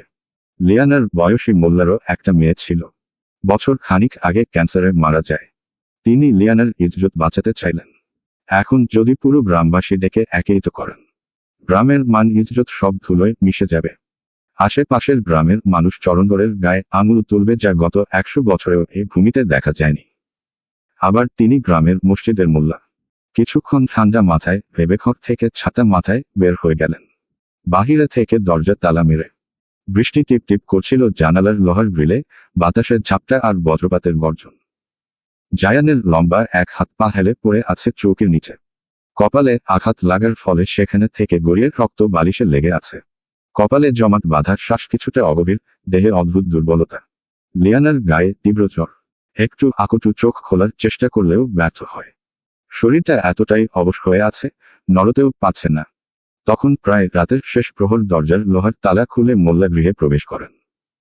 তার পেছনে দুজন লোকও ভিতরে ঢুকেন, সাদা পাঞ্জাবি পরিহিতা। লোকগুলোকে ঘরে ঢুকেই লাঠি নিয়ে তেড়ে যেতে নেয় জায়ানের দিকে। তবে মোল্লা তাদের হাত তুলে ইশারা করে থামিয়ে দেয়। অহন কিছু করিস না তোরা, আগে দেইখা লই পর মতিগতি। এই ছেমরা অমন নিষ্পাপ মায়াডারে অপবিত্র কইরা ছাড় পাইব না আমি হইতে দিমু না। গায়ের রং কিছুটা তামাটে বর্ণের বেটে লোকটা রাগে গোজগোজ করতে করতে পাঞ্জাবির হাতে বতেন নেয়। মোল্লা সাহাব দেইখা তো এই পরে কোনো বড়লোক ঘরের উচ্চবংশীয় মনে হইতাছে। মোল্লা সাহাব মুখ থেকে পানের পিক ফেলে হাত দিয়ে মুখে চুন ঘষে বলে, হহ, কোনো বড়লোক বাপের নষ্ট পয়া, এরা নিজেগো ক্ষমতা দিয়া যা খুশি তা কইরা পার পায়া যায়। মুইও এই গ্রামের মোল্লা, মুই থাকতে তা হইবার পারবে ইকলা। একবার কইয়া দেখেন মোরা এই পলার কি হাল করি। উহু, তগরে আনলামি এই পয়া পুরীর নিকাহ দিবাক লাই। নিকাহই এই পর লাগিদের পাপের শাস্তি পবিত্রতা দিয়া শুদ্ধি করিমু। মোল্লা হাফিজুর হক জায়ানের কাছে যেতেই নাক ছিটিকিয়ে দূরে সরে যান। জায়ানের থেকে মদের তীব্র গন্ধ পেতেই মোল্লা মেঝেতে থুথু ছুঁড়ে মারলেন। তিনি ভাবলেন জায়ান নেশা করেই হয়তো বা এমন সর্বনাশা কাণ্ড ঘটিয়েছে। নাউজুবিল্লাহ, এই পোয়া দেহি নেশাখোর, মাতাল হইয়া আছে। চেহ, আমার ঘর দুয়ার হগল কিছু অপবিত্র বানাইল। আল্লাহর নামে আহনি এই দুই ডারে নিকাহ দিমু। পিছন থেকে বেটে লোকটার সামনে এগিয়ে এসে হাতের লাঠি দিয়ে একটা তীব্র আঘাত করে জায়ানের পিঠে। আঘাতটা এতটাই জোরে লাগে যে জায়ানের পুরো শরীর কম্পিত হয়ে ওঠে। এদিকে ফুটবল শরীরে নিজের গায়ে লাঠির স্পর্শ পেতেই শরীরটা আরও ফুটবল হয়ে পড়ে তার। কোনো মতে চোখ খুলে দেখার চেষ্টা করার আগে আরেকটা আঘাত পিঠে পড়ার আগেই খপ করে হাত উল্টিয়ে লাঠিটা ধরে ফেলে। চড়াল শক্ত করে এক ধাক্কা দিয়ে লোকটাকে মেঝেতে ফেলে দেয়। Asshole, who the hell are you? সুঠাম দেখান সামলে নিয়ে ঘাড়ে হাত রেখে উঠে বসে পড়ে দেখার চেষ্টা করে। তবে লাল ঔষধের প্রভাব একটু বেশি থাকার ফলে চোখে কেমন খোলাতে দেখছে। ফুটবল হয়েও শরীরেরও তেজ বিন্দু পরিমাণেও কমেনি। হাউ ডেয়ার ইউ, ফাকার অ্যাসহলস, কার গায়ে আঘাত করেছিস জানিস তো? কারা তোরা?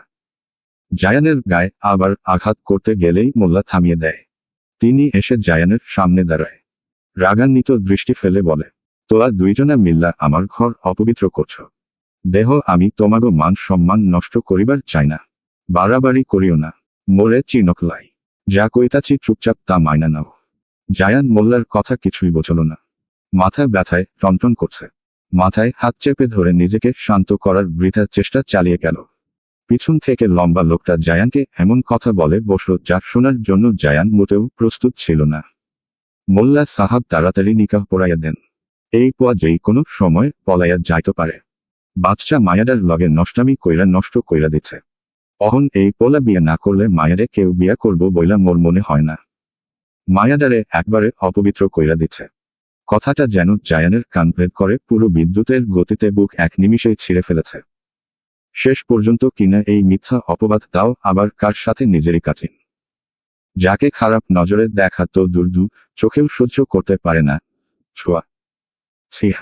মাথাটা আরো তীব্র বেগে ঘূর্ণিপাক খেতে শুরু করে। একে বিগত কদিন যাবৎ মন মানসিকতা চরম পর্যায়ে বিপন্ন হওয়ার ফলে সাইকিয়াট্রিস্টের পরামর্শে থাকতে হচ্ছে। মাত্র ভার্সিটি লাইফ শুরু করতে না করতেই কি সব ঘটে চলেছে তার সাথে। নিজের সর্বোচ্চ শক্তি প্রয়োগ করে উঠে রাগে গোচগচিয়ে লোকটার পাঞ্জাবির কলার চেপে ধরল। Mother fucker, sick are you? এমন হাল করব না নেক্সট টাইম আমার কিংবা আমার। মোল্লা সাহাব বলে উঠলেন। থামলা কেন কও? কি হয় তোমার এই মায়া? ডেমিট, কোনো তামাশা চাইছি না। আপনাদেরকে পরে দেখে নিব। কার সাথে কি করেছেন শুধে আসলে ফেরত পাবেন। ফাইটিং এর এনার্জি নেই আপাতত। ঘর আপনার, তাই তো? কত টাকা লাগবে বলুন, তার দ্বিগুণ দিয়ে দিচ্ছি। বেটে লোকটা গিয়েই ভিতর থেকে ঘরটা তালা মেরে দেয়। মোল্লা সাহাব পাঞ্জাবির পকেট থেকে একটা কাগজ বের করে জায়ানের সামনে ধরে। জায়ান কাপা কাপা হাতে কাগজটা হাতে নিয়েই ভ্রু কুচকিয়ে তাকালো। লেখাগুলো স্পষ্ট দেখতে পাচ্ছে না। এদিকে শরীরে তালু সামলাতে পারছে না। তবে ঠিকই বুঝল এটার কিসের। হোয়াট রাবিশ, ফাজলামো পেয়েছেন নাকি? বলেই জায়ান নিজের ফোন বের করে।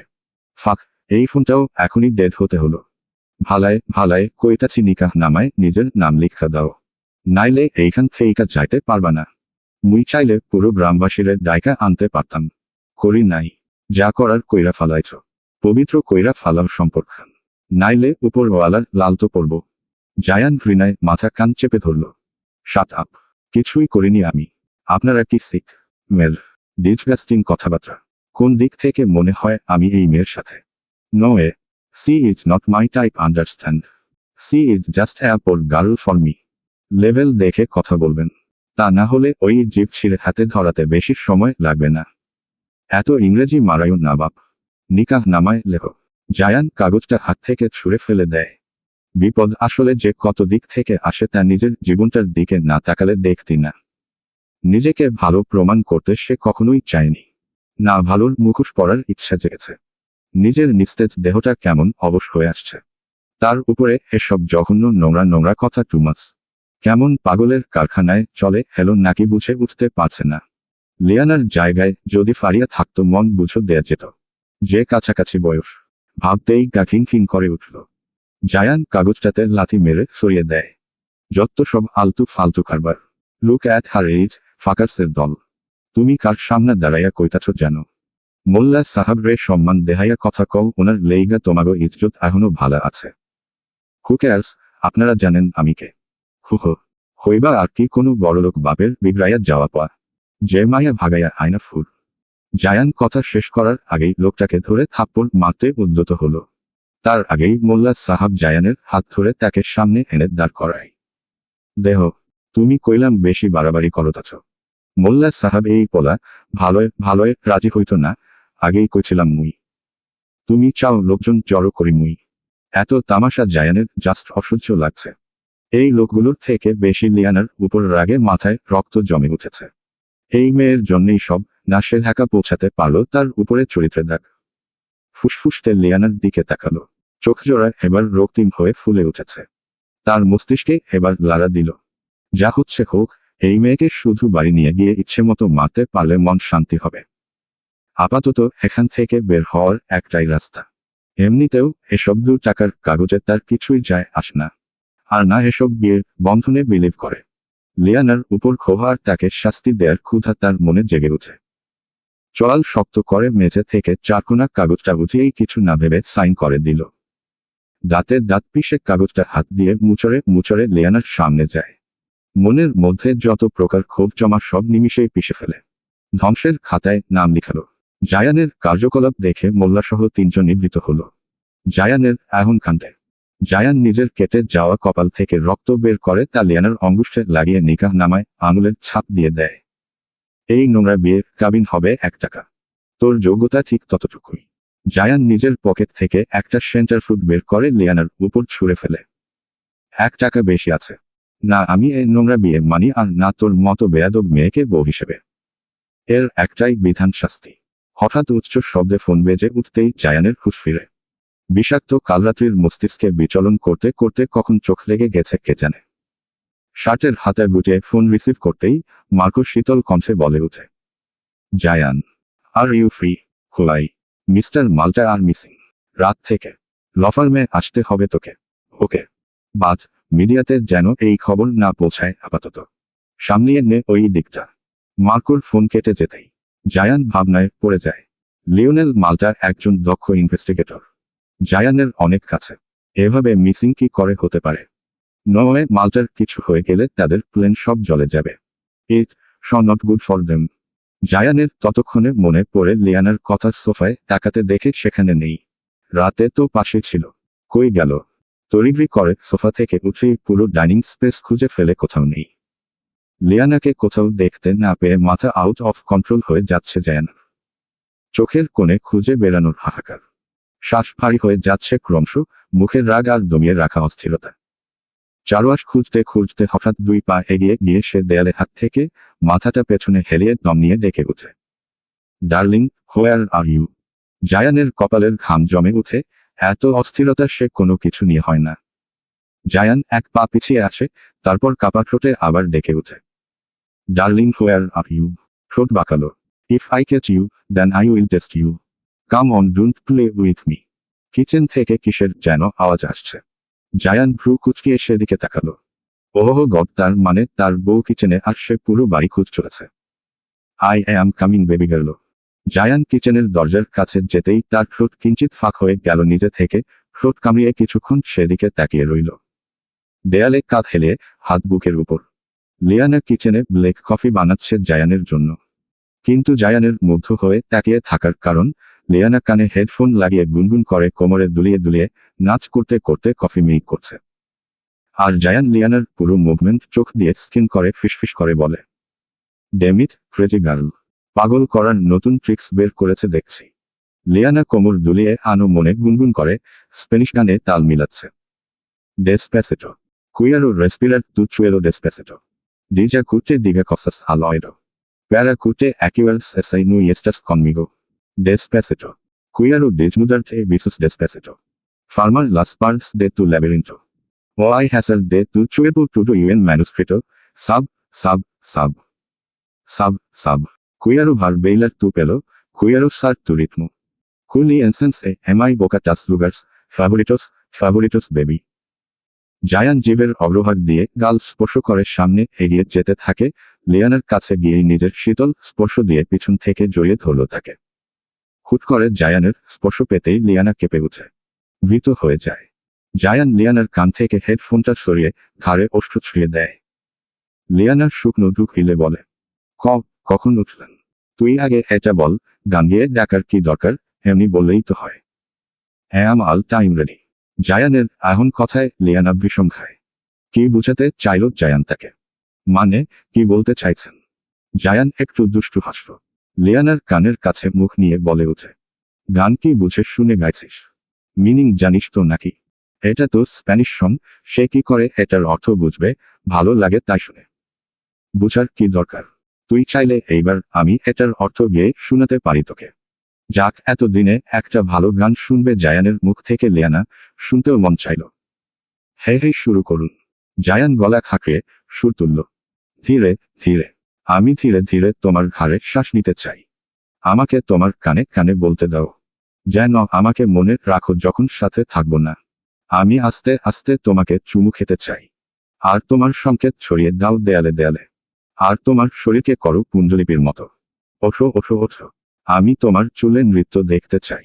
আমি যেতে চাই তোমার ছন্দে। তোমার প্রিয় স্থানে আমার মুখের স্পর্শ পেতে চাই। প্রিয় তুমি, শোনা।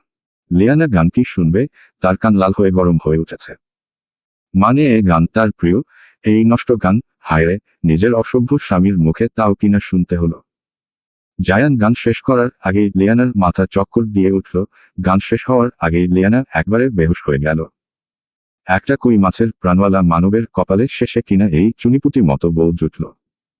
জায়ান লিয়ানাকে কোলে তুলে সোনালী বর্ণের ডাইনিং টেবিলের উপর বসিয়ে এক হাতে লিয়ানাকে ধরে অপর হাতে গ্লাস থেকে পানি ছিটকালো মুখমণ্ডলে। একটু তাচ্ছিল্য হেসে জায়ান বলে, এইটুকুতে সেন্সলেস হয়ে গেলি?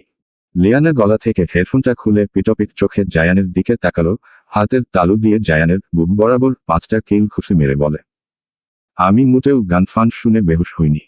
আমি তো কি, আল্লাহ, একটা পুরুষ নিজের বউয়ের দিকে এত কুঞ্জর কি করে দিতে পারে তা আপনাকে না দেখলে জানতাম এই না। জায়ান নিজের তর্জনী মধ্যা আঙুল দিয়ে লিয়ানার থুতনির মাঝ বরাবর চেপে ধরে গম্ভীর কণ্ঠে বলে, কুঞ্জর কাকে বলে তার প্রকারভেদগুলো বল, যদি না বলতে পারি সেই মুহূর্তের 10টা চুমু খাবি আমায়। জায়ানের এমন লাগামহীনতায় লিয়ানা ভটকে গেল। কি আজব লোক রে বাবা! কুঞ্জর এর ও প্রকারভেদ হয় তা সে বাপের জন্মেও শুনেনি। এখন তো নিজের গালেই নিজে চর মারতে মন চাচ্ছে, কেন যে মুখ ফুসকে জায়ানের সাথে তর্ক করতে চায়। হায় আল্লাহ, এখন তো মনে হচ্ছে এই অ্যানাকন্ডা জামাইকে চুমু খেয়ে কেটে পড়াই তার জন্য উত্তম সলিউশন। লিয়ানা একটা বড় দীর্ঘশ্বাস ফেলে জায়ানের দিকে দৃষ্টিপাত করতেই দেখে জায়ান গাল পেতে রেখেছে। লিয়ানা ফিসফিস করে উঠে, শুধু শুধু কি আর নির্লজ্জের বংশধর বলি নাকি? লিয়ানার ফিসফিসিয়ে বলা কথাটা ঠিকই জায়ানের কান অবধি চলে এসেছে। নির্লজ্জ বলার কারণে আরো 10টা বেড়ে গেল। নাও কিস মি বেবি। হ্যাঁ হহ। হ্যাঁ না হ্যাঁ, যত লেট করবির সংখ্যা তত বাড়বে। লিয়ানা দাঁতের দাঁত পিষে রাখে, আর কোনো উপায়ন্তর নেই, এই নাছরবান্দার যা চাই দিয়েতে লিয়ানা, তা না হলে তোর রক্ষে নেই। লিয়ানার ঠোঁট উল্টিয়ে জায়ানের গালে গুনে গুনে 19টা চুমু হয় শেষ দেওয়ার আগেই জায়ান নিজের ওষ্ঠ দিয়ে লিয়ানার অধর চেপে ধরে ফেলে। জায়ানের আকস্মিক এখন কাণ্ডে লিয়ানা কিছুটা আটকে উঠে, জায়ানের কাঁধ শক্ত করে ধরে চুম্বনের গভীরতায় নিজেকে ডুবিয়ে দেয়। কিন্তু জায়ানের কানে কোথা থেকে যেন একটা তরঙ্গ সুর ভেসে আসলো। এটা কি তার হার্টবিটের স্পন্দন? হৃদয়ে কম্পিত হলে কি এমন সুর হয়? সে তো যতবার লিয়ানাকে স্পর্শ করেছে ততবার লিয়ানাকেই কাঁপতে দেখেছে, তবে আজ কেন তার শরীর অবশ হয়ে আসছে? এমনটা হওয়ার তো কথা ছিল না। জায়ান জোরে জোরে শ্বাস টেনে হিংস্র পশুর মতো লিয়ানার অধরে কামড় বসিয়ে দেয়। লিয়ানা প্রথমে স্থবির হয়ে গেল, ব্যথায় কুকড়ে উঠল, সর্বশক্তি প্রয়োগ করেও জায়ানকে সরাতে পারল না। চোখের কোণে জল জমে উঠেছে, ঠোঁটজোড়া কেমন ফ্যাকাসে হয়ে নীল বর্ণ ধারণ করেছে। সহ্যের মাত্রা অসহ্যতায় গিয়ে ঠেকেছে। ভালোবাসার নামে এমন ব্যথা দেয়ার কি মানে? লিয়ানা বুঝতে পারে না কি হয় জায়ানের মাঝে মাঝে কেন এমন করে। জায়ান লিয়ানার অধর ছেড়ে গলায় মুখ নিতেই লিয়ানা আত্মচিৎকার করে উঠে, জায়ান, আপনার ভালোবাসা আমায় ব্যথা অনুভব করায়। বুঝতে পারেন না কেন? জানালার কাছে তীব্র হাওয়া আঘাত করছিল, বাহিরে ঘন তুষারপাত। লিয়ানার বাক্যে জায়ান তাকে ছেড়ে দিল। ব্রাশ করা চুলগুলো কেমন উস্কো খুস্কো হয়ে গিয়েছে মুহূর্তেই, বুকটা ওঠানামা করছে দ্রুত। চোখ লালচে, নাকের পাশে টান ধরা, কণ্ঠস্বরটা নিচু কিন্তু কাঁপছে। কি বললি তুই? রিপিট কর আবার। লিয়ানা কিছু বলতে যাচ্ছিল, কিন্তু জায়ানের পায়ের ধ্বনি যেন বজ্রপাতের মতো এগিয়ে এলো। পাশের চেয়ারটা উল্টে গেল তার পায়ের আঘাতে। টেবিলের সব কটা কাচের গ্লাস ছনছন শব্দে নিচে ফেলতে লাগলো। কণ্ঠস্বর ভাঙল, সাথে অর্ধেক গর্জন, অর্ধেক যন্ত্রণায়। চোখে একটা তীব্র ঝড়ের দৃষ্টি, যেন সে মুহূর্তে আর মানুষ নয়, একটা দগ্ধ দানব। জায়ান টেবিলের কিনারা শক্ত করে ধরে রইল, আঙুলের গাঁট সাদা হয়ে উঠছে। লিয়ানা টেবিল থেকে নেমে ধীরে ধীরে পিছিয়ে গেল, কিন্তু মুখে কোনো শব্দ বেরোল না। সে বুঝতে পারল না এমন উদ্ভট আচরণ। লিয়ানার তো কখনোই এভাবে একা থাকার অভ্যাস নেই। তারপরেও জায়ানের সাথে হাসি মুখে দিনের পর দিন এমন জনমানবহীন এলাকায় থাকছে। আচ্ছা, কোনো সুস্থ মস্তিষ্কের মানুষ কি এরকম লোকালয়ের বাহিরে থাকতে পারে? তার উপরে কথায় কথায় এমন উগ্র আচরণ। দমবন্ধ হয়ে আসে তার। তারপরেও মানিয়ে নেওয়ার সর্বোচ্চ চেষ্টা করে যাচ্ছে লিয়ানা। তাহলে জায়ান কেন এমন করে? লিয়ানা চোখের জল মুছে নিয়ে ভয়মিশ্রিত সুরে বলে ওঠে, এ কেমন গোলকধাঁধার মধ্যে এনে ফেললেন আপনি আমায়? ভালোবাসলে বাসুন, না হলে শুধুই ঘৃণা করুন। তারপরেও দয়া করে এক এক সময় এক এক বিষাদীয় রূপ দেখাবেন না। জায়ান কিছু বলো না, থেমে গেল। শ্বাস নিল ভারী গলায়। কুচকুচে কালো মনির চোখচোরা বন্ধ করল, যা ইতিমধ্যে রক্তিম হয়ে ফুলে উঠেছে। কয়েক মুহূর্তের জন্য স্থির দাঁড়িয়ে রইল, যেন নিজের মধ্যে থাকা দানবটাকে বোঝাতে চাইছে, স্টপ, সংযত করো নিজেকে। তারপর জায়ান একেবারে নিচু স্বরে বলে ওঠে, change your dress right now. Liana স্তব্ধ হয়ে গেল। জামা পাল্টিয়ে আসবে মানে কি? ভয়ে মুখও খুলতে পারছে না, যদি আবার রেগে যায় সে ভয়। তারপরেও কৌতূহল বসে বলেই ফেলল, কোনো, এখন কেন ড্রেস চেঞ্জ করে আসবো? জায়ান কপাল চেপে ধরল, মাথা নিচু করে দাঁড়িয়ে রইল, যেন পাগলামির কিনারা থেকে সামান্য এক চুল দূরে ফিরে এসেছে, কিন্তু সেই চোখে এখনো আগুন জ্বলছে, নিভে যাওয়ার আগের লালচে ঝলকানি। নিভু নিভু কণ্ঠে বলে, আমি বলেছি তাই। ফাস্ট, বের হতে হবে। রেডি হয়ে আয়। বের হবে মানে? বের হওয়ার নাম শুনতাই লিয়ানার মুখশ্রীতে হাসির রেখা ফুটে উঠল। এই অন্ধকার কুটির থেকে অনেকদিন পর বের হতে পারবে ভেবে লিয়ানা মহাখুশি। তখনই এক মুহূর্ত দেরি না করে বর্বর পা ফেলে সিঁড়ি বেয়ে উপরে চলে গেল। বেডরুমে গিয়ে সুন্দর একটা কারচুপির কাজের মেরুন ব্রাউন পরে নেয়। চুলগুলো পনিটেল করে বেঁধে একদম পারফেক্ট ভাবে রেডি হয়ে তড়িঘড়ি করে সিঁড়ি বেয়ে নামতে গিয়ে পায়ের হিল মার্বেল ফ্লোরে পিচ্ছিল হয়ে পড়ে যেতে নেয়। তখনই এক জোড়া হাত লিয়ানার কোমর চেপে ধরে নেয়। লিয়ানার চুল উড়ে গিয়ে জায়ানের ললাটে আটকে যায়। একটা কাজ ঠিকমতো করতে পারিস না? ওভারকোট কই তোর? লিয়ানা কোনোমতে নিজেকে সামলে নিয়ে আবার উপরে চলে যায়। ঠিকই তো, বাহিরে প্রচণ্ড ঠান্ডা, খালি জামায় বের হলে শীতে জমে যাওয়ার চান্স 99.99%। বাড়ির মধ্যে রুম হিটার থাকার কারণেই না ঠান্ডা লাগে না। তাড়াতাড়ি গিয়ে লিয়ানা ব্রাউন রঙা একটা ওভারকোট গায়ে জড়িয়ে নেয়, সাথে গলায় ধূসর মাফলার। নিচে নেমেই দেখতে পায় জায়ান কার সাথে যেন ইয়ারপিসে কথা বলে যাচ্ছে। পরনে ব্লেজার স্যুট, নিচে সাদা সিল্কের শার্ট, এক হাতে গোল্ডেন ব্রেসলেট, মধ্যে আঙুলে নীল পাথরের একটা রিং চকচক করছে, অপর হাতে রোলেক্সের ঘড়ি। ঘড়ির টাইম দেখে পিছনে ফিরতেই দেখতে পায় লিয়ানা তার পিছনেই। কাম উইথ মি বলেই জায়ান বড় বড় পা ফেলে গৃহ ত্যাগ করতেই যাবে। লিয়ানা গিয়ে জায়ানের সামনে দাঁড়িয়ে থামিয়ে দেয়। জায়ানের সামনে গিয়ে হাঁটা দেয়। এবার চলুন। লিয়ানার এবার পেট ফেটে খুব জোরে হাসি পেল, তাও হাসি গিলে নিল জায়ানের ভয়ে। এখন একেবারে মনে হচ্ছে লিয়ানার পিছু পিছু তার বডিগার্ড তাকে প্রোটেক্ট করছে। গার্ডেনের এক প্রান্তে ফেরারি SF-90 গাড়ির কাছে আসেই লিয়ানা এক দৃষ্টিতে তাকিয়ে থাকে। একবার মনে হলো হতবা কোনো কাকতালীয় ভাবে মিলে গিয়েছে তার ফোনের ওয়ালপেপার এর সাথে। হোম স্ক্রিনের ওয়ালপেপার জায়ান কিভাবেই বা দেখবে? গভীর ভাবনায় লিপ্ত লিয়ানার হুঁশ ফিরে নিজের অনামিকা আঙুলে কোনো ধাতব বস্তুর স্পর্শ পেতে। ভরকে গিয়ে জায়ানের দিকে তাকাতে দেখে জায়ান চাবির রিং লিয়ানার অনামিকা আঙুলে পরিয়ে দিয়েছে। লিয়ানা আশ্চর্যাবনে হাতের তালু উল্টো করতেই দেখে এটাই গাড়ির চাবির রিং। বিস্মিত হয়ে জায়ানের পানে তাকিয়ে থাকে কিছুক্ষণ। জায়ান তুড়ি বাজিয়ে বলে ওঠে, খেয়ে ফেলবি নাকি?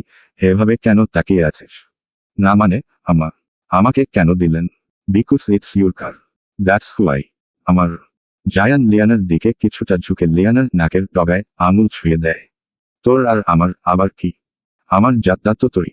নাও গাড়িতে উঠে বসো। জায়ান গাড়ির দরজা খুলে দেয়। লিয়ানা উঠে বসতেই জায়ান সিটবেল্ট পরিয়ে দেয়। তারপর নিজে গিয়ে গাড়ির ড্রাইভিং সিটে বসে পড়ে। ধূসর রঙা ফেরারি ধীরে ধীরে বাঁক ঘুরে চলছে। গাড়ির ভেতর সাইলেন্স, ভিতরে শুধু হালকা গানের সুর বাজছে রেডিওতে, আর ইঞ্জিনের গভীর গর্জন। লিয়ানা জানালার পাশে বসে আছে, চুলের কিছু গোছা বাতাসে উঠছে।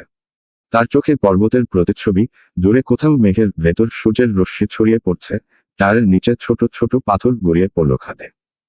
জায়ানের হাত শক্ত করে ধরা স্টিয়ারিংয়ে। বাতাসের ঠান্ডা হিম জানালার ফাঁক দিয়ে ঢুকে এলো, আর তাতে লিয়ানার কাঁধে তার স্কার্ফটা হালকা নড়ে উঠল।